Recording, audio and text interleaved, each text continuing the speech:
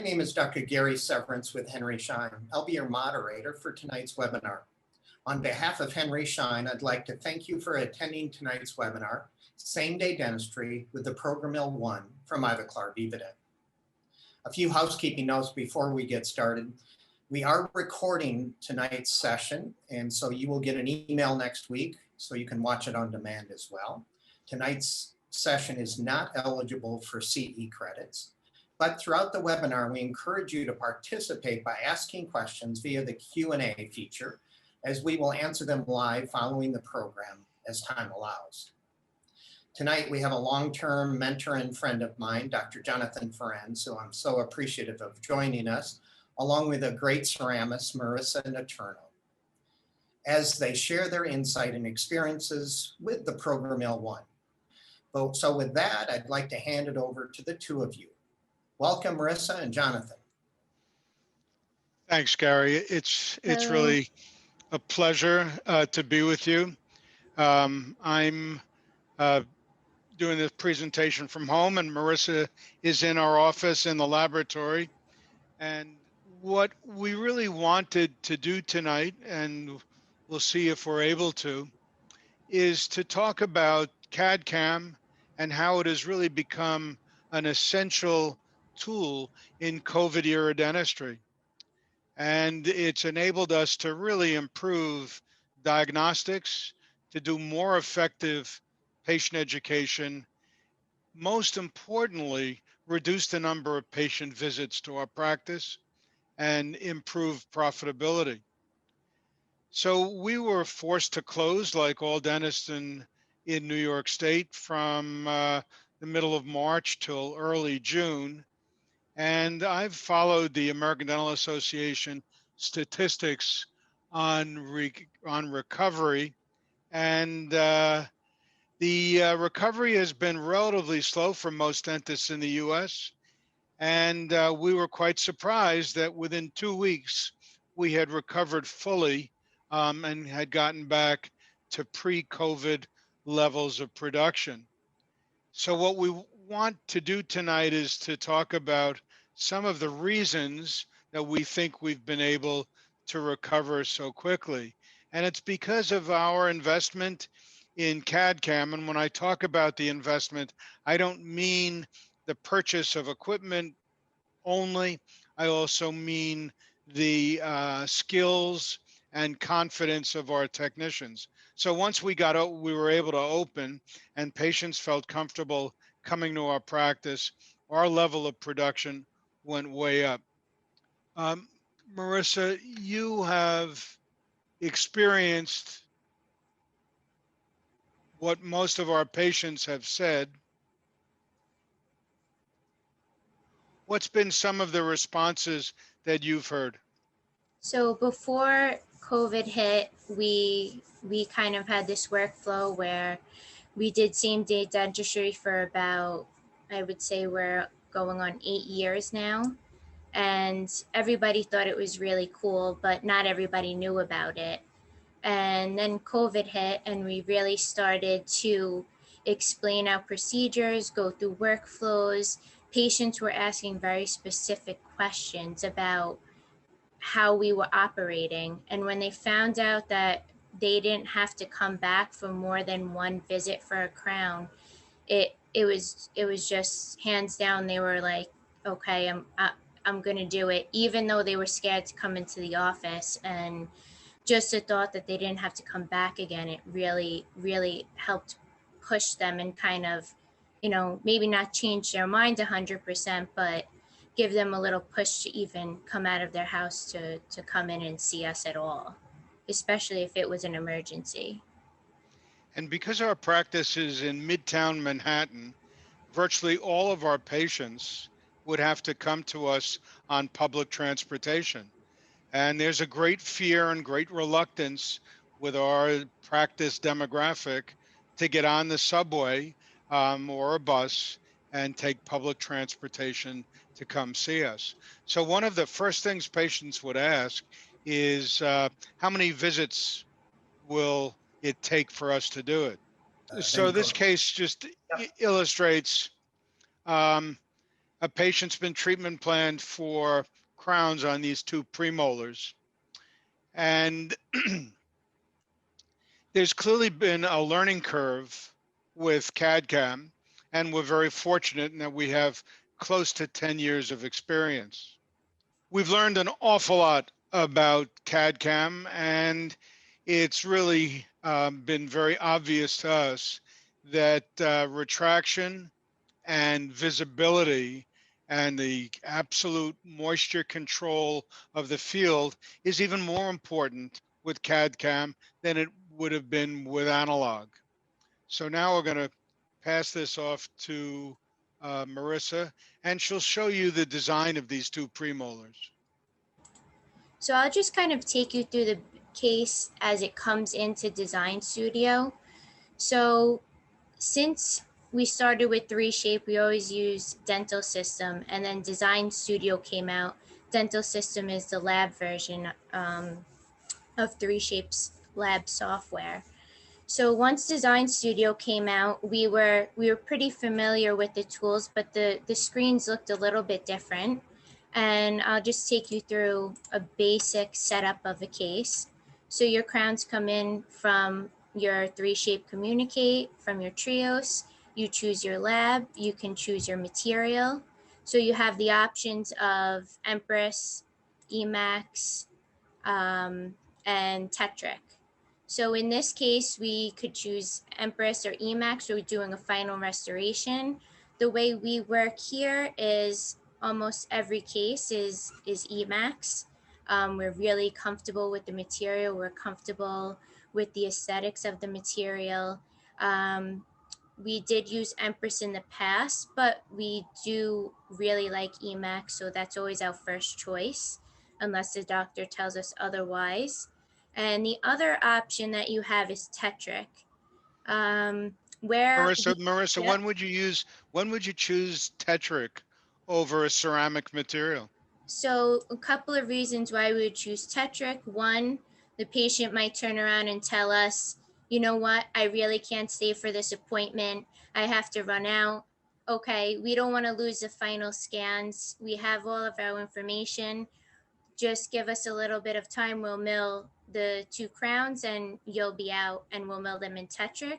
The other option might be you're prepping and the patient you decide might need root canal. So you don't want to go into doing the final crowns in e.max. So you might decide, let's do Tetric, see how the patient feels in a couple of days, or maybe they need to wind up getting that root canal. They go off, get their root canal, come back.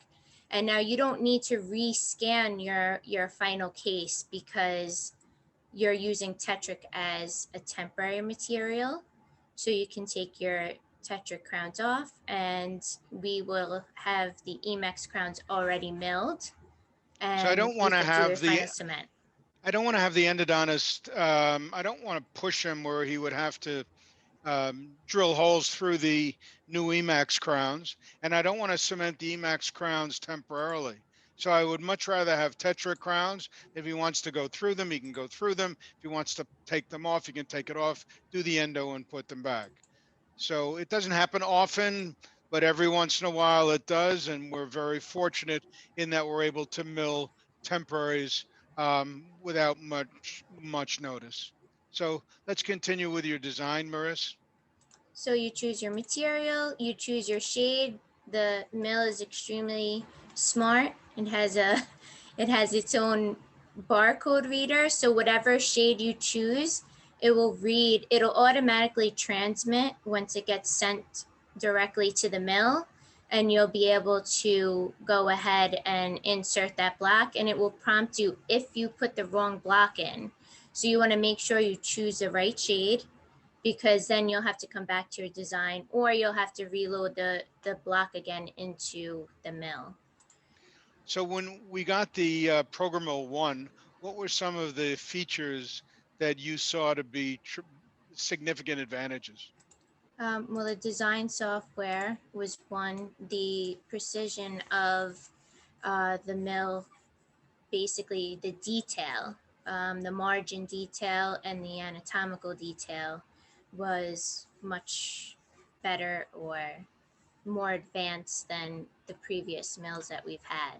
So we were part of the beta test group done by Ivoclar Vivadent on the PrograMill One, and we created a spreadsheet where we tracked a number of factors, and every restoration that we did, we were able to enter the certain parameters on those crowns.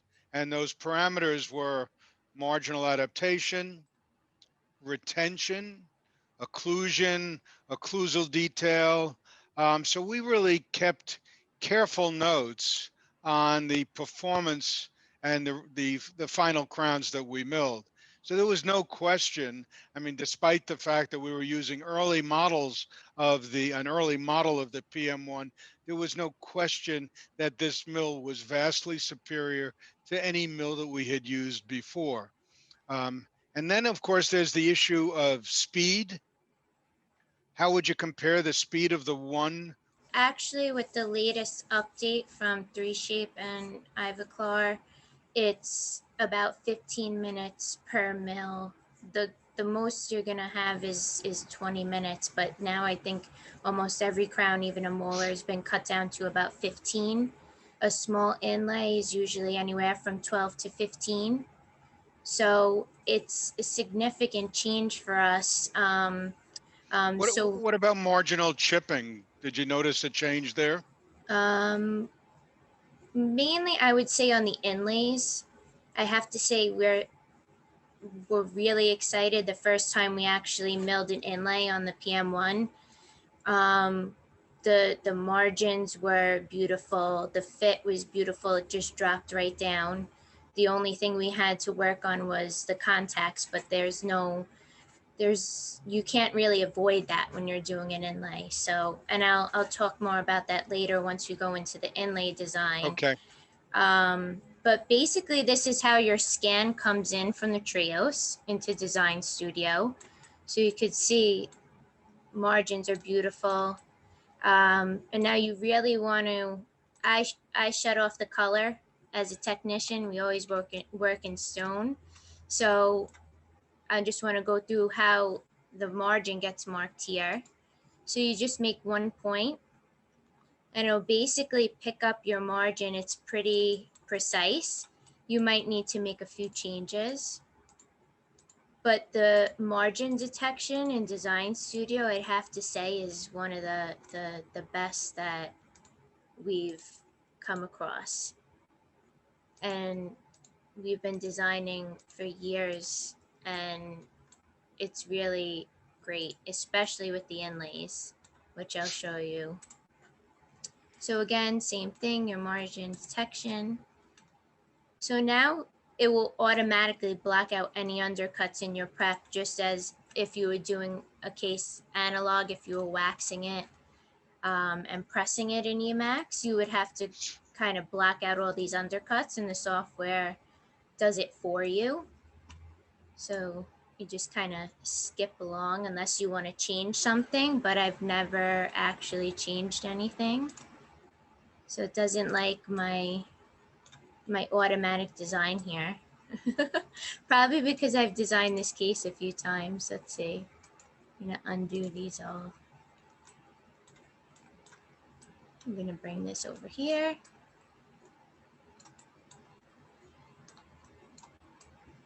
And you're just gonna kind of put your crowns into place.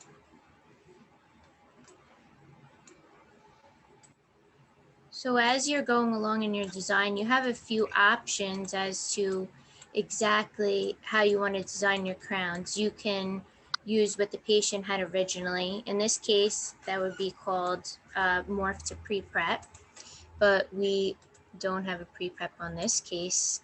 But so I'm going to use the library that 3Shape thinks I should use.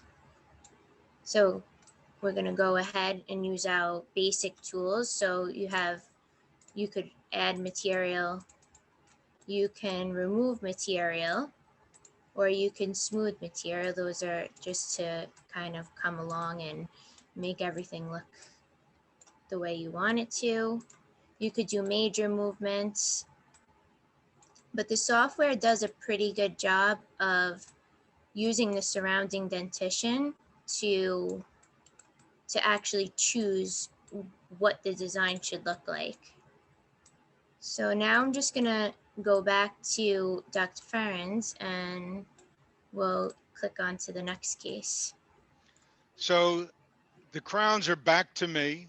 We like to try in the blue blocks just to make sure that we don't need a change to a margin or a contact point, because if we had to add a contact point and only discovered it after your crowns are finished, after they have been stained and glazed and crystallized, the patient's going to be in the office for another 30 minutes. So I want to make sure that we don't have a problem with the contact point.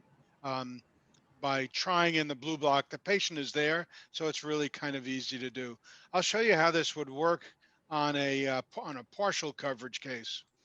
So what I've really liked about um, the system that we use, which is 3Shape and Ivoclar, is that I can choose whatever restoration I want to do, whether it's going to be a crown, an inlay, an onlay, or a veneer. I don't use the strengths or weaknesses of the mills to affect my treatment planning decision.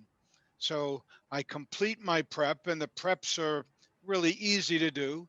Do my retraction, and then do the scan.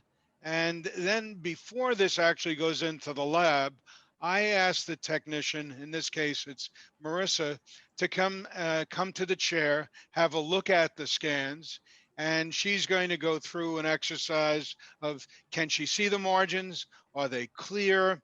Are there undercuts? Have I reduced enough tooth structure?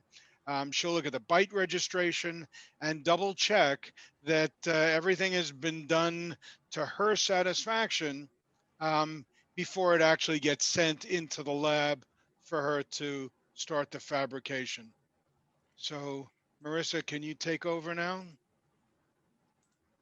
So just a little side note on the lab technicians, or let's say an assistant, or even if it's yourself checking the margins before it's sent.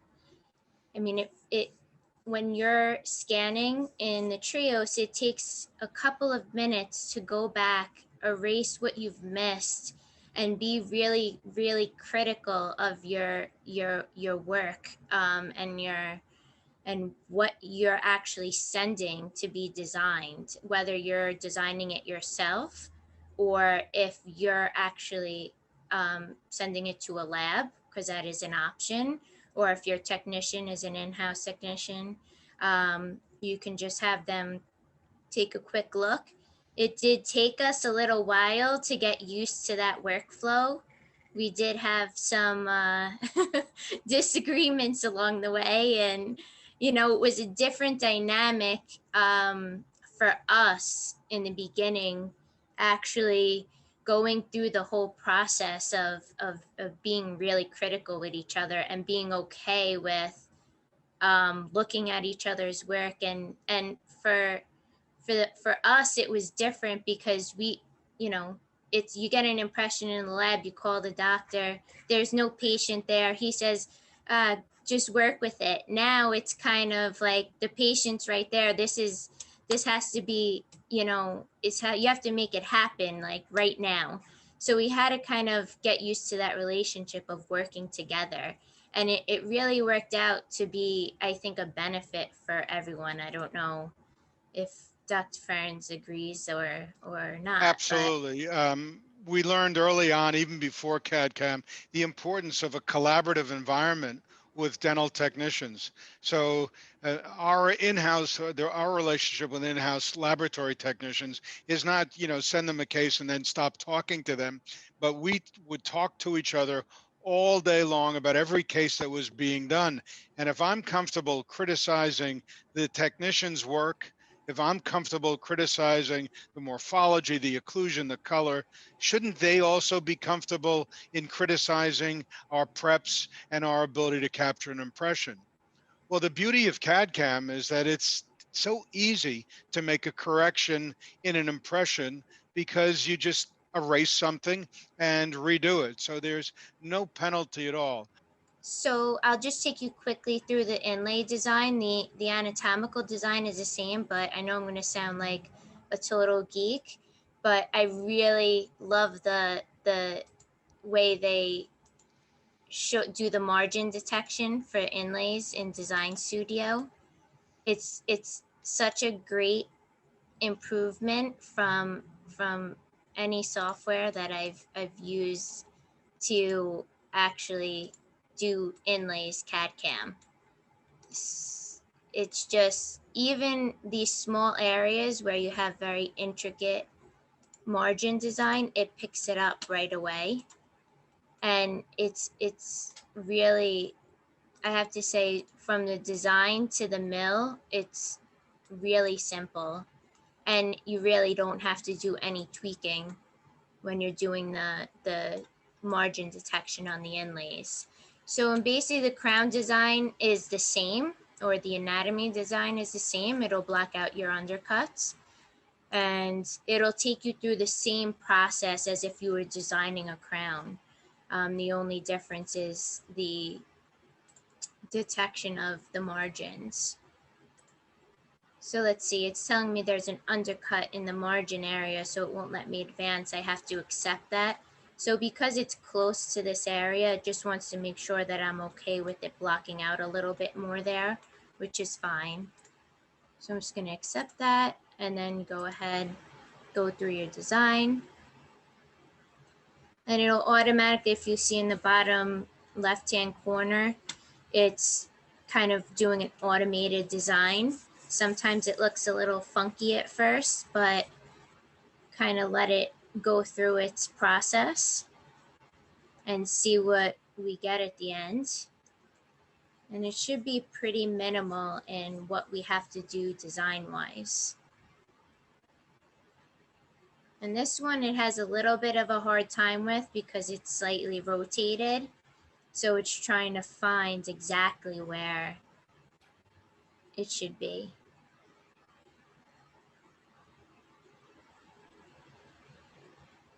Okay, so now I think it looks pretty good, but there's a couple of areas that I might add to. So if you see here in red, it's telling me that the design is thin there. And there's also these notifications that warn you if you're, so when you're doing e.max, you have to be within a 1 millimeter thickness for the material. There, you could go a little bit below, but it's always going to warn you if you're below that minimum thickness. So you really, you're either going to heed the warning, or you're going to go ahead and say, it's fine, I'm going to do my own thing, but you have to take responsibility. If it chips, then you're on your own. It told you what to do. So you could go ahead, you can add material there. You could come in, add a little bit. You can also carve anatomy if you feel like you want deep anatomy. Recently, what we've been doing, and it's been working out great. If you see here, this little purple tooth, it's a pre-prep. So whatever the patient comes in with, even if there's a small area that's chipped or missing, we morph to that pre-prep scan. And let's see if I can just pull this up. This one looks a little funky. So we don't really, she was missing all of this material, so we don't really want to go and morph to that. But if it's very slight, let's say they're missing a buccal cusp tip, you can go ahead and add that in. And we find that we have very little or very minimal occlusal adjustments after the inlays are cemented. So it's pretty easy to design, and you also have very little adjustment once you're post cementation. So I'm just going to go back to Dr. Ferencz because these are pretty much done. So I deliberately took this photo of the blue block inlays because with the blue block inlays, you can see the marginal adaptation is really, really outstanding. All I'm checking at this point is the contact points. because the sprue placement generally is in the interproximal area. So you do want to be able to check your contact points. Because if I just skipped the blue block and went right to the final cementation, you virtually can't even see the restorations. And that, of course, is a compliment to the optical qualities of e.max and the luting agents made by Ivoclar. The restorations just disappear. When I said we use CAD/CAM as a diagnostic tool, this we found to be such a helpful application before COVID and after we came back. So when we have a patient like this in hygiene, how do you explain to a patient that although this lateral incisor looks fine, it's got a major problem on the palatal aspect?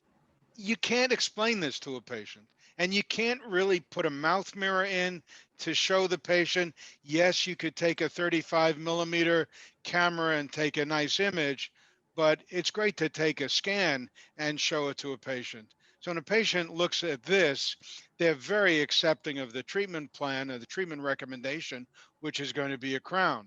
Well, I've already done the scan. So if the patient does it the same day, it's easy. If the patient chooses to reschedule, we keep this scan. So when the patient does come in, we have the pre-prep of this tooth. Well, here's the scan from the labial. And we don't really need to do anything to improve on the contours here. So now I prepare the tooth, do the retraction, and the scan comes in. The color differential here is typical when you've done a pre-prep. And then here's Marisa's design, our blue block try-in, and our final crown. But we probably did 100 posterior teeth before we even attempted an anterior, because the perception, and I think it still exists, is that same-day dentistry is not really appropriate for anterior teeth. If you ask some dentists and technicians, you frequently will hear people say it's impossible to do an anterior tooth, particularly a single central, without some extensive cutback and a layering. And I don't think we agree with that statement any longer. So when I see a patient like this in my schedule for a single crown on number 9, the first thing that I'll do is ask Marisa or Pat, one of our other technicians, to come in and have a look at this central incisor.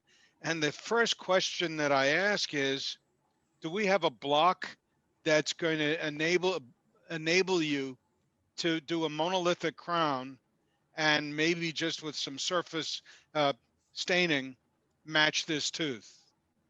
Marisa, what's your answer on it? So for us, we feel that we can accomplish this by doing it monolithic.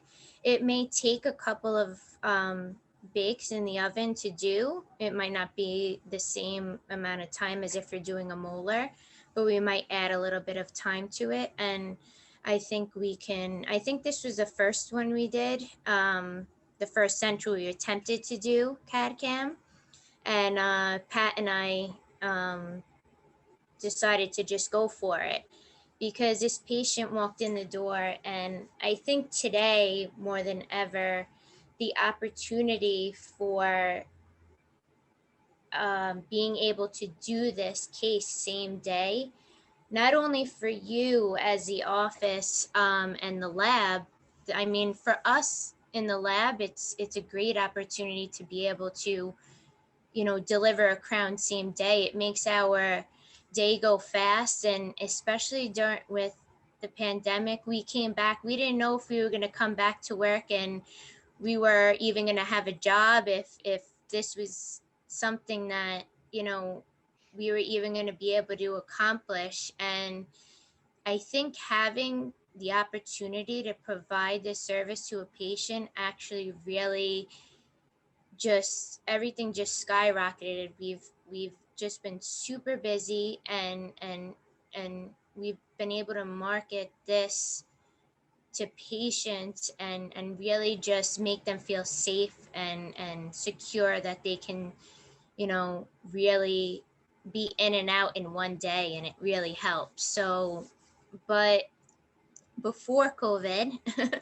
we decided to go for it, and I think that at this point we feel very comfortable doing a single central, lateral, anything in the anterior region, same day. But our plan is going to be a little bit different on this tooth. We're not going to do a pre-prep scan. What we'll do is we'll take number 8 and flip it as a mirror image onto 9. So here's the prep. Marisa would be called in, look at the retraction. Can you see the margins? Do you have enough clearance? Of course, she's got a ton of clearance. And is the bite registration okay? Because if you do the bite registration and you allow the patient to slowly drift open and the bite registration is taken at an increased vertical dimension, you're going to pay a terrible price for that. I'll share my screen now. I was going to say that the opportunity to actually fix all of those errors, a wrong bite registration, a margin that's missing, a bubble, or used to be a bubble, or missing information, the patient is right there. So there's really no excuse. It just saves you all that time instead of you sending the impression to the lab, them calling you, you didn't send me a bite registration, you missed the impression. So it makes things a lot simpler. It makes your workflow a lot easier. So I'm going to skip all of the margin marking. And this is what the computer tells me might fit here. But we all know that that doesn't look right. And you could spend hours even on the software as you would doing it analog, and when you would wax it by hand, trying to make this look exactly like tooth number 8. So what I'll show you now is the ability for the software to mirror this tooth. So you have different design options. So it's going to be the option to copy. So you're going to click on your design tooth and you're going to click on, and you'll see this green line, and you see how it automatically flips it. It's a little bit rotated, where we're going to hit play and we're going to accept that design. And we're going to come in. We're just going to slightly rotate this. I'm going to pull that out. It's a little bit short, but the form of the tooth is there, and there's not much that we need to do. And at this point, your design is pretty much done. And you could spend hours doing this by hand or trying to actually design it in the computer with the wax tools, and this does all the work for you. So at this point, this would be great. ready Let's to come send back. to mill. Instead of sending to the mill, send back to me. And here's our single central, and the patient leaves the office with a very acceptable match on this central incisor. So, once you get the CAD/CAM bug, there's really no stopping you. So I treat some very lovely, affluent people from the Dominican Republic, and at a holiday party, one of my patients hosted a big party for the holidays, and a friend of his walked in with his hand over his mouth and said, "What happened?" He said, "Well, I slipped on a floor at home and I cracked my 2 front teeth, and my local dentist is going to do 2 crowns, but he bonded the pieces back on for the time being." And my patient, being a lovely guy and a great source of referrals, said, no, cancel the appointment. Go to New York, go see my guy. He'll make 2 crowns the same day. So now I'm seeing him on a Monday morning.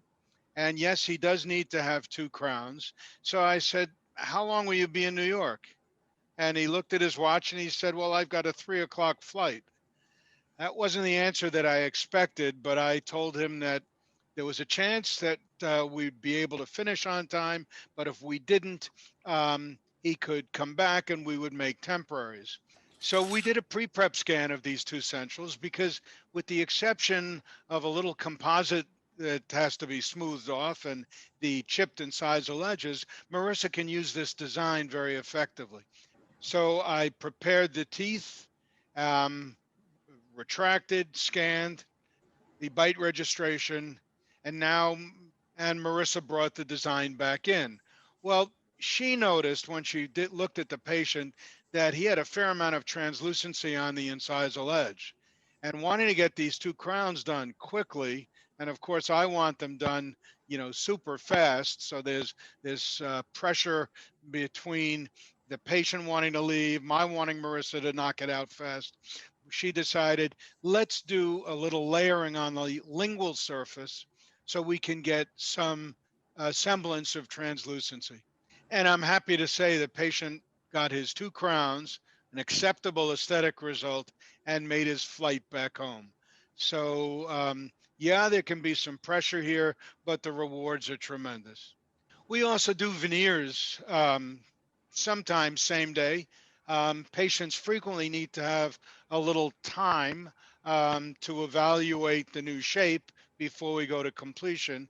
So at the consultation visit, we scan the patient and we explain to the patient what veneers would look like. We would give her some additional length. We were not going to close the embrasure completely. We showed her what it would look like if you did close the embrasure completely. And she understood that in order to get teeth that are naturally tapering, we'd have to show some small black triangle. And she was okay with that. We kept this design. We prepped the teeth, retracted, scanned, and then we brought this design back in. Now, we didn't make final veneers at this visit. We made two Tetric temporaries. But these temporaries are the best temporaries that I've ever made for veneer cases. They fit, they have retention, but it enables the patient to really try out the length and our design. And we're not going to start the fabrication of the final veneers until she contacts us and okays it and tells us that she likes them. And here we also did a small stone impression. So when she gave us the go ahead, Marisa milled the veneers, and we've got a little model here that we can work on for surface texture, for alignment. So we do the two veneers in two visits, and they're two visits that are done pretty close together so the patient doesn't have these temporaries on for very much time. But I don't want you to come away from this saying that there's no learning curve. There's a significant learning curve. We started with single premolars, then went to molars, then went to two. We've overshot it at some point where we tried doing 4 posteriors in one visit, 6 anterior veneers in one visit, until we realized that there's a limit to what you can do and how many hours the patient can actually stay in the practice. So you cannot ignore the concept there is a learning curve. So our lives began to change when we moved to 3-shape. I also realized that the tooth preparation had to be modified slightly because we realized that you're limited by the milling tool. And the biggest problem you have when milling a crown is leaving a sharp angle. So understanding the shape and size of your milling tools will enable you to optimize your preparations. So this is an optimal CAD/CAM tooth preparation where the axial wall and the occlusal does not make a sharp right angle, but it's round. And Brasler did develop these burrs for us, and we found this to be extremely helpful. Retraction is key. There are people who would lead you to believe that CAD/CAM is great because retraction is not so difficult. It's made easier. It's not made easier. It's actually, you've got to be more precise. You're dependent upon the camera's ability to see and read your margin. If you end up with margins like this, you end up with scans like this, and a technician like Marisa who just comes in, smiles, and checks off your prep and you're ready to go. And then blue blocks, again, always tried in to make sure of contacts and margins. and then patients leave with crowns like this. So you're going to have to choose which workflow is best for you, because one workflow is scan only and send to the lab. Another one is scan and outsource the design, but we think that the ultimate is scan, design, and manufacture in-house. That way you can drastically reduce the number of visits. So if you just look at some of the times that the PrograMill One is capable of milling units, an anterior tooth in 16 to 17 minutes, a posterior 21 minutes, that's fantastic.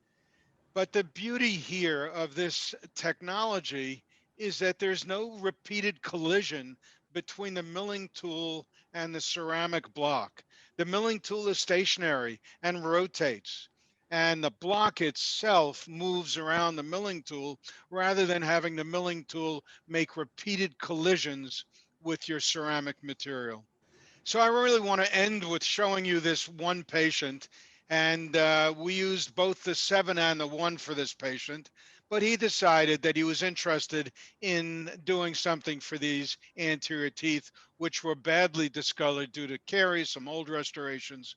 So at the consultation visit, Marisa did a quick design. So here's our scan, and here's her design. So the patients all respond the same way. They can understand this. It's not like a wax up, which they can't really understand at all. They look at the design and accept treatment very, very easily. And they all come back and say, you know, that's the coolest technology I've ever seen. So at the first clinical appointment, I prepare the teeth, retract and scan. And now the patient takes a break. During the time he takes a break, we move that plan back onto the preps and make him a set of temps. So here Marissa's moved that plan back on, and so I'll stop here for a sec, Gary. And these are temps that are made on the PM7.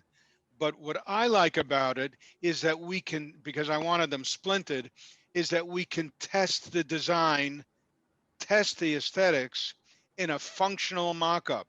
It's not a white wax mock-up, it's a resin mock-up where the patient can try it out, show it to his family, speak, and then give us the feedback. Typically, this patient's response is, they're great, they're beautiful, so you can finish them. We encourage them to wait at least a few days to make sure there are no complaints. So he calls in a couple of days and says, everybody loves them, let's go for it. And now it's relatively simple for Marissa to finish them up. And she's done that. Here they are on a milled model. And the patient comes back, and there's no stress for me. You just drop these crowns in place. They seat fully. There are no surprises. The patient doesn't say, oh, I thought they would be longer or shorter. They're exactly like his temps, but the material is nicer. The color's nicer. They're more lifelike. So if you told me 10 years ago that I could do 5 or 6 crowns in the aesthetic zone in 2 visits, I would have said it's impossible. But it has greatly improved our practice, and it's made the difference in a really rapid post-COVID recovery for us. So I think CAD-CAM's an essential tool in COVID era dentistry. Yeah, the virus will be gone, but CAD-CAM is here to stay. I'm absolutely convinced. Why? Greatly improved diagnostics, much more effective patient education, a reduction in the number of patient visits. I never had a patient who said, you know, doc, I really loved the work you did, and I especially appreciated how slowly you did it and how many trips I had to make to your office. And I don't have to tell you about your improved profitability when you work like this. And I think, Gary, if there are some questions, we'd be happy to take them. Yeah, absolutely. Some great questions today. Do you scan first before preparing Is that why the prepped margin is easily seen by the computer? Meaning, do you scan and then it knows what was taken away so it can decide where the margin is? I don't Or- believe so. No. Marissa, no. No, you You do the see- scan. Yeah, You- Go ahead. all it's really doing is saving the original shape morphology of the tooth itself and bringing it back in after the scan is done, making Marissa's job in the laboratory that much easier. Great. How long do you schedule for single unit posterior crowns, same visit? Yeah, that's really interesting. I did a kind of an informal study for 3Shape where I tracked the amount of time for 20 consecutive CAD/CAM crowns. And we hovered around the 2 hour mark for posteriors, anteriors more like 2.5 hours.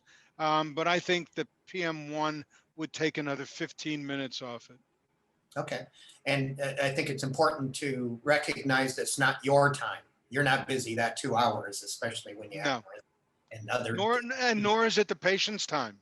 Yeah. You know, patients can be productive. If we were building a new office today, we'd have a CAD/CAM lounge, a place where a patient could go, have good internet speed, similar to the way in which you'd go to a high-end auto dealer to have a service done and you're waiting in a waiting area for your car to be finished.